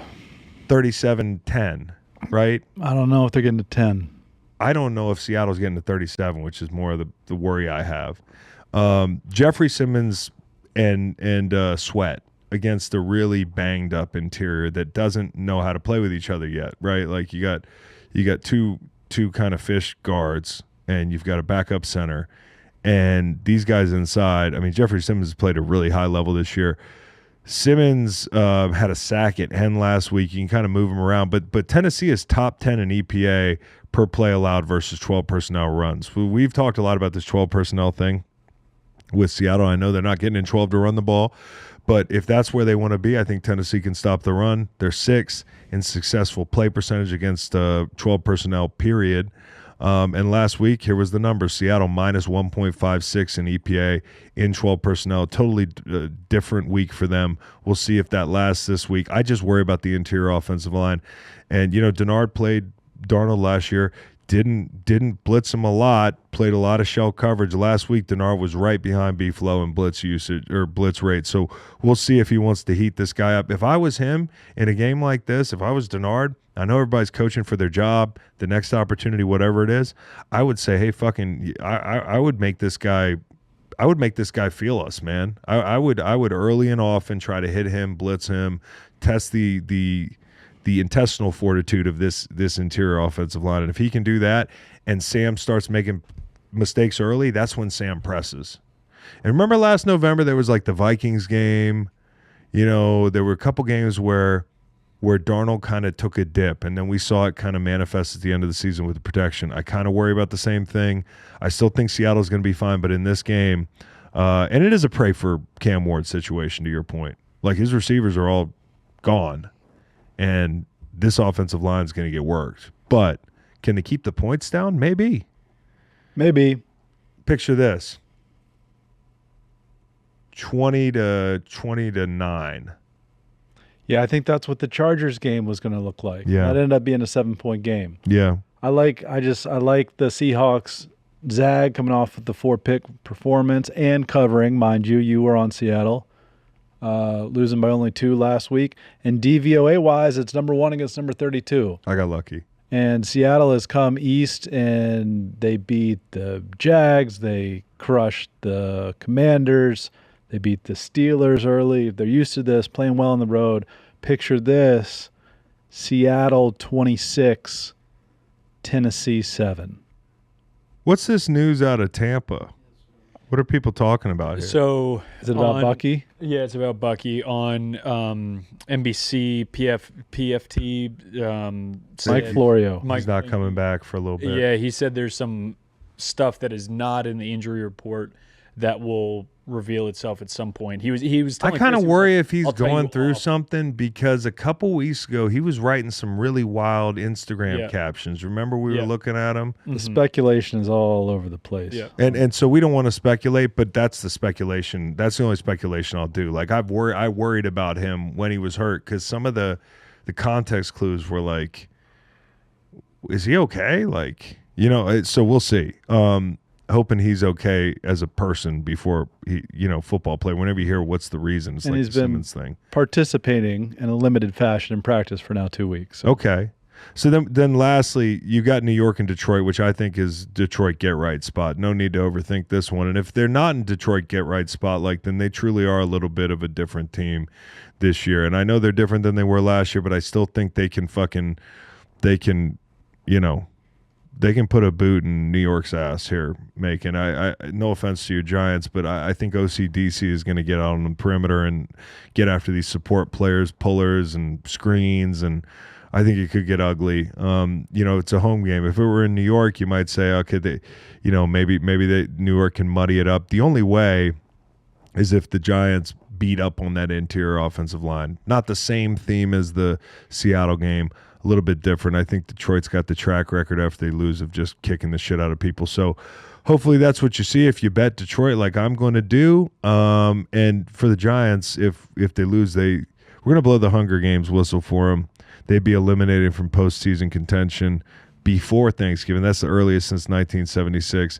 And back then the schedule was 14 games. So I think this one gets ugly. O-line looking better for the Giants. Quietly looking better for the Giants last few weeks. But Lions have covered 13 straight times coming off a loss. Yeah, it's a tough one.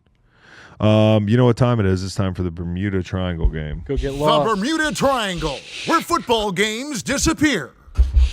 I don't know, Jim. This one might disappear. It's windy. I need my hood. Oh, you guys got me in the hurricane again. Spare yourself watching a football game at a building with the ambiance of an ashtray. That's what the New Orleans Caesars Superdome is to me. I think it's one of the toughest watches in the NFL, with all due respect to the people of New Orleans, who I think are fantastic people. I just think your stadium's really ugly and the lighting in there is fucked up. It is a perfect week for them to mess up the bag if the bag is the 2026 quarterback class. Go get a win, guys. Macon gave you out. I agree. It's a shuck week. It's time to win another game. New Orleans Saints. The Saints might not be able to navigate the waters of the Bermuda Triangle, but Tyler Shuck can navigate the pocket. He stepped up, moved around in the pocket last week, showed really good mobility.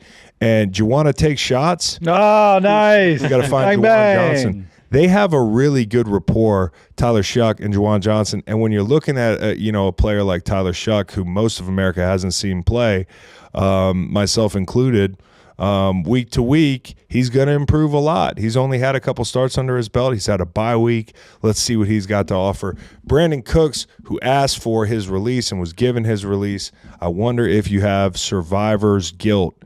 You are missing the Bermuda Triangle game. Maybe I'll see you in L.A. Sunday night. Maybe you'll be an L.A. Ram. And Kirk Cousins, you got your wish, man. You're up.